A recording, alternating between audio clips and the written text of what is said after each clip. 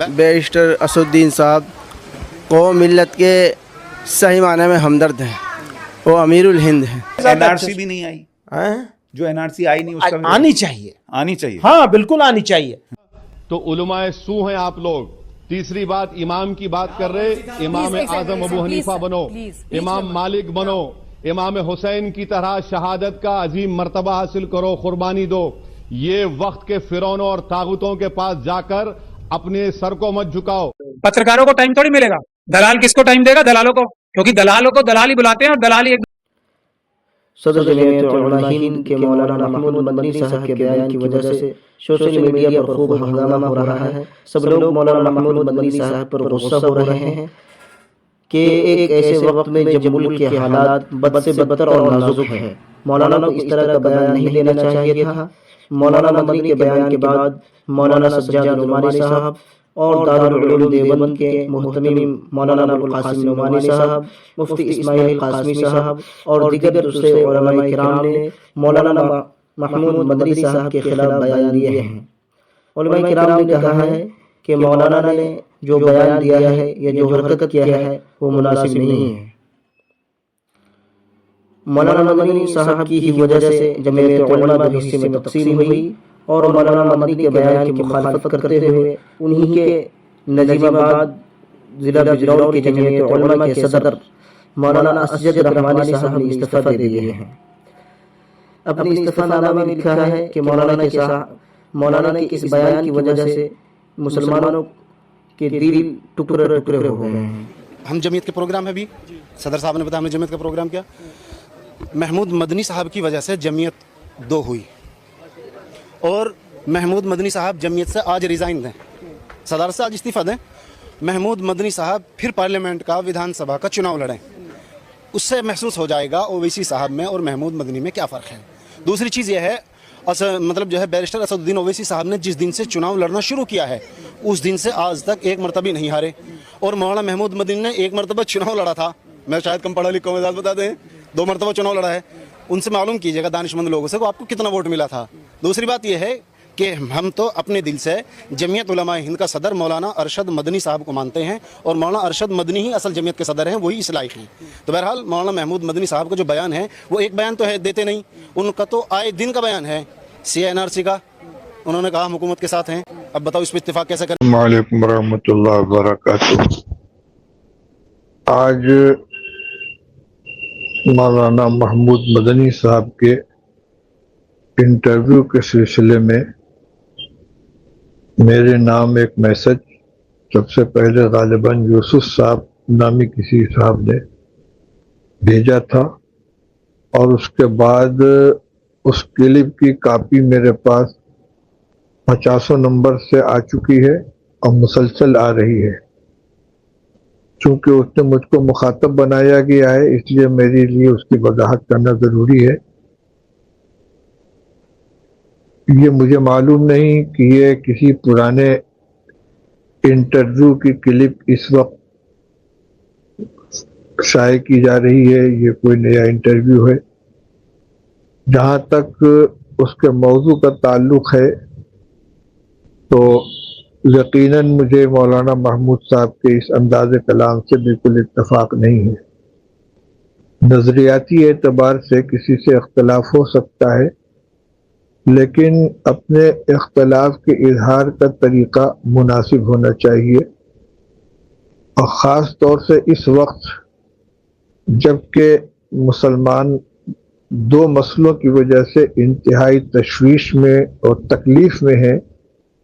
ایک وقت ترمیمی بل کا مسئلہ ہے، دوسرے توہین رسالت کا مسئلہ ہے، اور یقیناً صلاح الدین اویسی صاحب اس سلسلے میں بے باکی کے ساتھ گفتگو کر رہے ہیں، تو ان کے ساتھ اپنے اختلاف کا اظہار جن الفاظ میں مولانا محمود صاحب نے کیا ہے یہ بالکل نامناسب ہے۔ اینکر کے ہر سوال کا جواب دینا بھی ضروری نہیں ہوتا، اس کو ایوائڈ بھی کیا جا سکتا ہے، صاف کہا جا سکتا ہے کہ اس مسئلے پر میں اپنی رائے نہیں دوں گا، اور اگر رائے بھی دینی ہو تو شخصیات کا کے احترام کا اور اس کے مقام و مرتبے کا خیال کرنا چاہیے. اس لیے میں اس انٹرویو سے اپنی لا تعلقی کا اظہار کرتا ہوں. جہاں تک تعلق ہے ان کی علمی صلاحیت یا ان کے شورا کی رکنیت کا، وہ مسئلہ الگ ہے، اور اس کا تعلق تنہا میری ذات سے نہیں بلکہ پوری مجلس شورا سے ہے. اس لیے میں اس مسئلے پر کوئی تبصرہ اس وقت نہیں کروں گا. بہرحال جو ہوا یہ مناسب نہیں ہوا ہے. السلام علیکم ورحمۃ اللہ وبرکاتہ. حضرت مولانا مفتی ابوالقاسم نعمانی صاحب دامت برکاتہم محتمم دارالعلوم دیوبند کا یہ بیان بہت ہی لائق تحسین ہے. انہوں نے واقعی دارالعلوم کی قیادت کا کہ منصب کی ذمہ داری کا حق ادا کیا.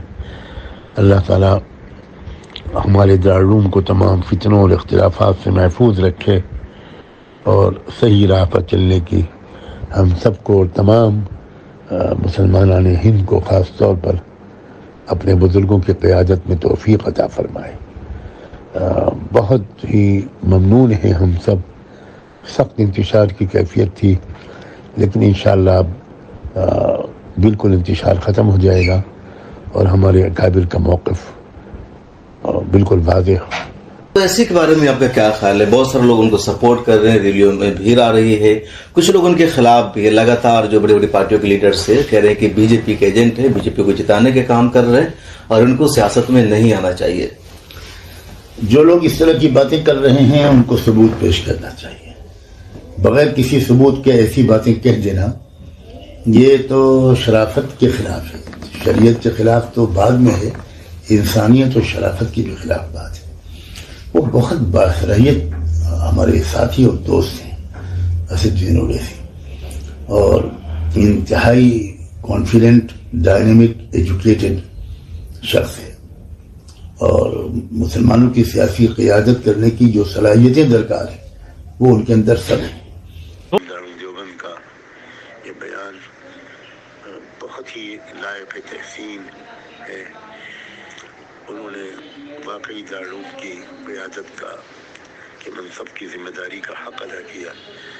اللہ تعالیٰ ہمارے دارالعلوم کو تمام فتنوں اور اختلافات سے محفوظ رکھے اور صحیح راہ پر چلنے کی ہم سب کو، تمام مسلمانان ہند کو خاص طور پر اپنے بزرگوں کی قیادت میں توفیق عطا فرمائے.